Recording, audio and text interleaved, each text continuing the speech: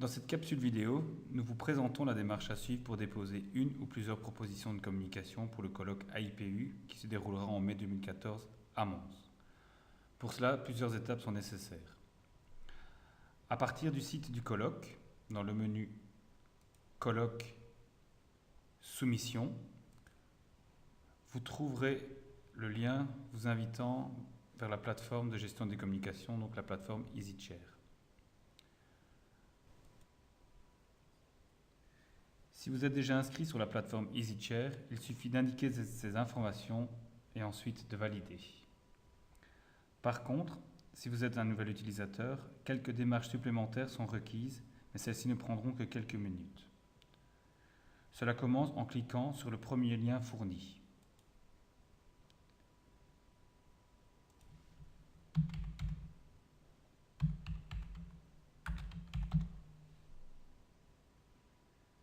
Après avoir noté les mots proposés dans l'image CAPTCHA, 3 informations vous sont demandées: votre prénom, votre nom et votre adresse électronique.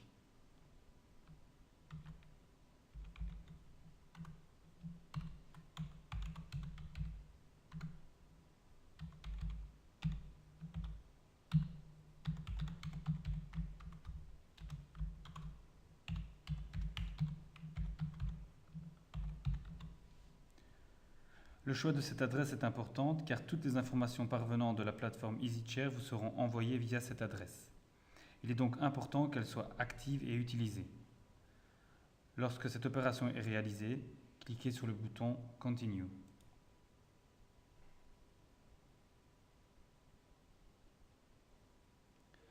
Cette étape accomplie, un courrier de validation vous est envoyé sur l'adresse électronique donnée.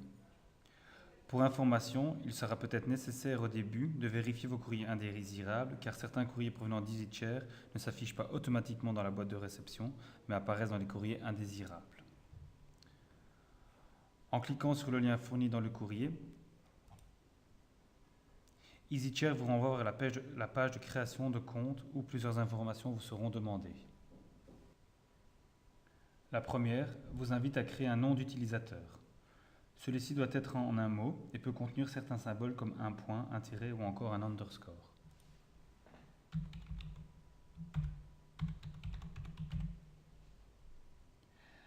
Les informations suivantes sont respectivement le prénom, le nom, en principe déjà indiqué par le système, votre institution,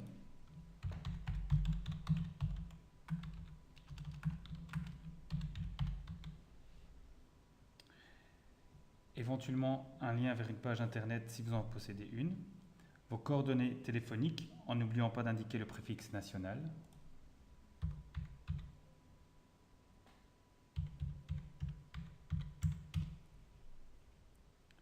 votre adresse postale,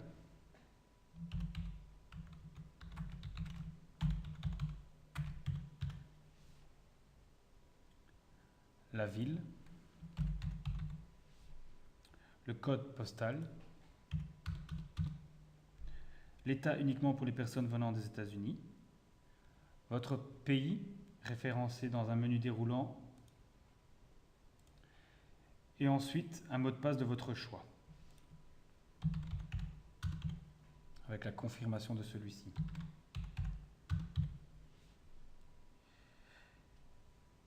Lorsque toutes ces informations sont notées, vous pouvez cliquer et valider la création de votre compte.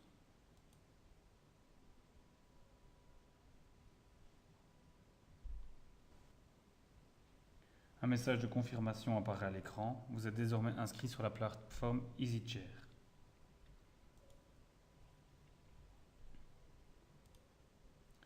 À partir du lien fourni sur le site du colloque, vous pouvez dès maintenant déposer une proposition de communication. Vous cliquez sur le lien donné sur le site, vous introduisez votre nom d'utilisateur et votre mot de passe.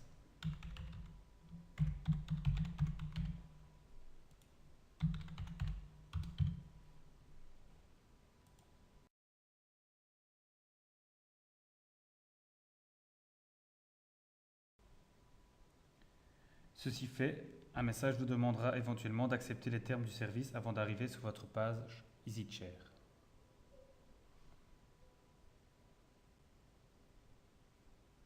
Sur cette page, 3 menus sont proposés. Le premier permet de déposer une nouvelle soumission. Le deuxième fournit des informations sur le colloque. Et le troisième, des informations sur la plateforme. Dans le premier menu, Nouvelle soumission, vous allez introduire toutes les informations nécessaires pour votre proposition de communication. Le ou les auteurs, en spécifiant bien qui est l'auteur qui entretiendra la correspondance avec le comité d'organisation et le comité scientifique, ceci en cochant la cellule se trouvant en bas de la zone réservée à chaque auteur.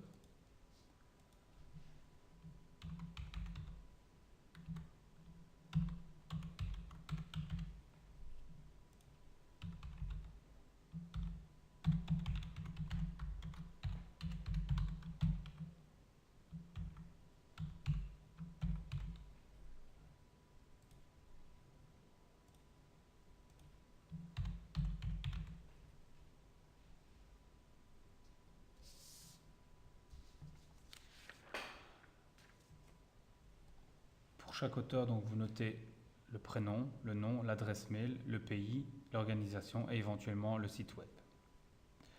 Après l'identification des auteurs, le titre et le résumé de votre communication doivent être introduits ainsi que le type de communication.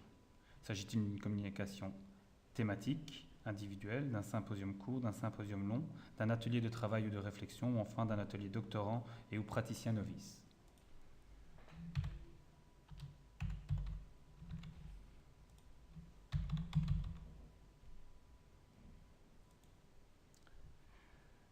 L'étape suivante vous demande d'ajouter au minimum 3 mots-clés.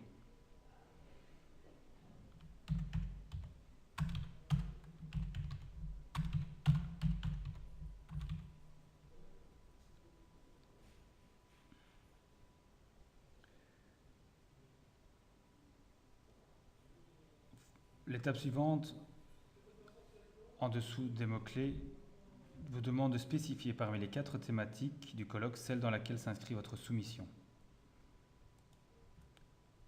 Ensuite, il est possible de joindre à ce résumé un document, notamment dans le cas de symposium, où doivent être réunis les textes communs et les propositions individuelles. Si vous avez opté pour ne fournir le résumé que dans la case correspondante, vous allez devoir cocher ici « Abstract Only ». Finalement, une fois ces informations vérifiées, vous pouvez soumettre votre proposition de communication en cliquant sur le bouton « Submit ».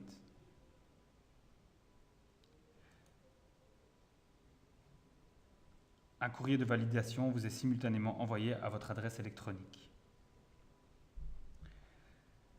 Il vous est également possible de modifier ces informations jusqu'à la date d'échéance de dépôt, à savoir soit le 30 septembre ou soit le 20 octobre. Pour cela, dans la page d'accueil de votre page EasyChair, un 4e menu s'est ajouté. Paper suivi du numéro correspondant à votre communication.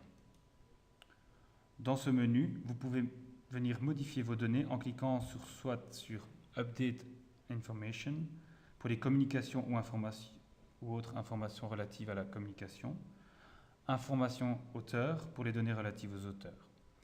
Vous pouvez également déposer une nouvelle version d'un document en chargeant celle-ci dans Submit a new version.